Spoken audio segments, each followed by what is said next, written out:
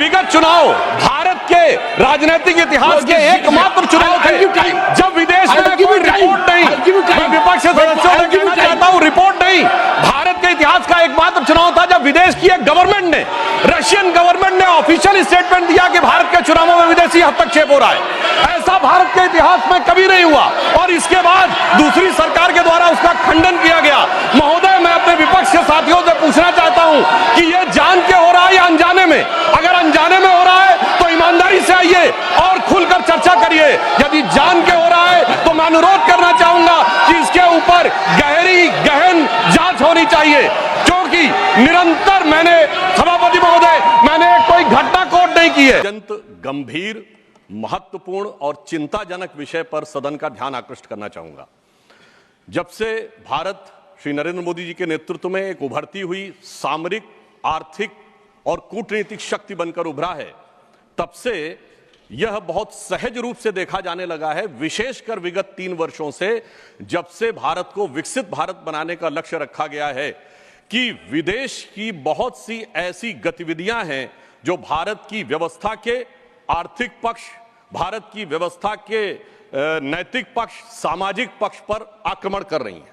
इस संदर्भ में एक रिसेंट जानकारी आई है जिसे हम कह सकते हैं organised crime and corruption reporting project. A French publication has recently published its own report based on its investigation on the Sarajevo-based OCCRP, Organized Crime Corruption Reporting Project. This new report of the media report has claimed. You will lay the report on the table of the House. जी, इस report के अनुसार यह कहा गया है कि इस project को फॉरेन गवर्नमेंट्स की फंडिंग है और उसका फोकस इंडिया के ऊपर भी है, और इस फॉरेन गवर्नमेंट की फंडिंग के साथ साथ जॉर्ज सोरोस के साथ भी इनका कनेक्शन है।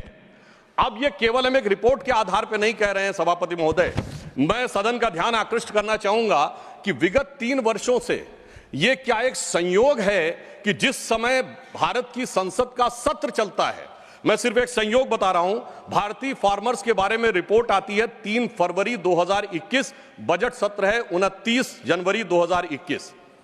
पेगासस रिपोर्ट आती है 18 जुलाई 2021, मानसून सत्र है 19 जुलाई 2021।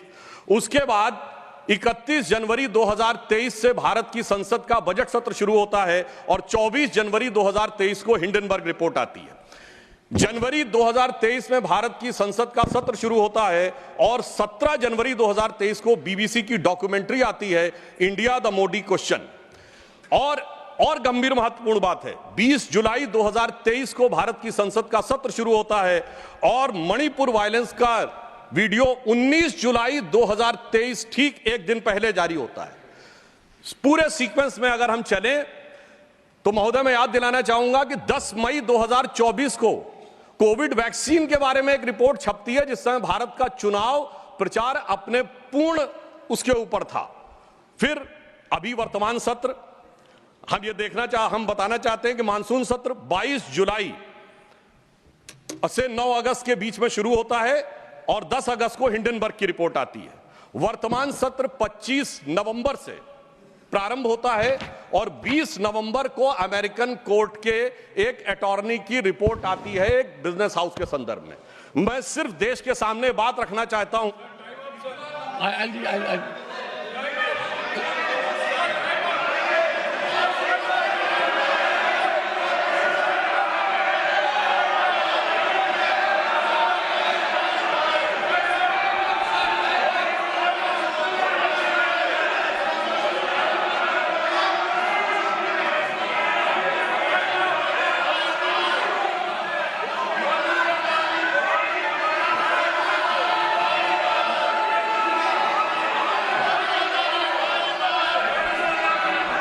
Nothing will go on record except honorable members. This is honorable members. I'll give honorable members. I will give time because listen to me. This is a very serious issue and we need to have opinion from everyone this side.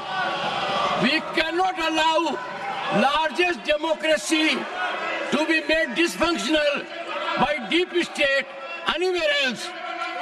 This house should be united in neutralizing any trend, any initiative that is pernicious, dangerous to our sovereignty. I allow Sudhanshu Trivedi to continue. मैं सिर्फ ये बताना चाहता हूं कि विगत चुनाव भारत के राजनीतिक इतिहास के एकमात्र चुनाव थे जब विदेश में कोई रिपोर्ट नहीं, मैं विपक्ष सदस्यों से कहना चाहता हूं, रिपोर्ट नहीं, भारत के इतिहास का एकमात्र चुनाव था जब विदेश की एक गवर्नमेंट ने, रशियन गवर्नमेंट ने ऑफिशियल स्टेटमेंट दिया कि भारत के चुनावों में विदेशी हस्तक्षेप हो रहा है। ऐसा भारत के इतिहास में कभी नहीं हुआ और इसके बाद दूसरी सरकार के द्वारा उसका खंडन किया गया।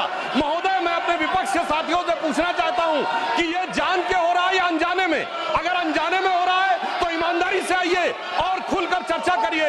यदि जान के हो रहा है तो मैं अनुरोध करना चाहूंगा कि इसके ऊपर गहन जांच होनी चाहिए, क्योंकि निरंतर मैंने, सभापति महोदय, मैंने कोई घटना कोट नहीं की है, मैंने केवल एक रिपोर्ट कोट नहीं की है, मैंने 3 वर्षों का सीक्वेंस दिया है और जो सदन में बैठा हुआ हर व्यक्ति इसके साथ, अपने साथ बिल्कुल साफ साफ उसे देख सकता है। और मगर मैं यह भी कहना चाहता हूं सभापति महोदय कि जिन लोगों के दिल में यह ख्वाब है, यह बड़ी एक सहज स्वाभाविक सी बात है, जिन लोगों के दिल में यह ख्वाब है कि वो भारत को झुका लेंगे, तो मैं उनसे कहना चाहता हूं कि हम श्री नरेंद्र मोदी जी के नेतृत्व में जिस प्रकार से आगे बढ़ रहे हैं, ये मत सोचें कि विदेश से किसी चीज का आज प्रभाव पड़ने वाला। आज भारत अपने स्वाभिमान के साथ आगे बढ़ रहा है। मैं उन लोगों के लिए कहना चाहूंगा, सर, जो विदेश में जाकर यह विचार करते हैं, जो कहते हैं डिफेंडर्स ऑफ डेमोक्रेसी यहां क्यों नहीं कर रहे हैं? सर, डिफेंडर्स ऑफ डेमोक्रेसी जिनको कहते थे वो प्रधानमंत्री जी की तारीफ कर रहे हैं। इसलिए मैं कहना चाहूंगा, विदेश का लाभ लेकर, विदेश की छांव लेकर जो भारत में हो रहा है, उनके लिए एक पंक्ति कहना चाहूंगा कि अपने वतन पर सदियों तक है रही हुकूमत गैरों की, लेकिन कुछ चेहरों पर अब तक धूल है उनके पैरों की। इसलिए मैं सभापति जी, मिस्टर डेरेक ओब्रियन,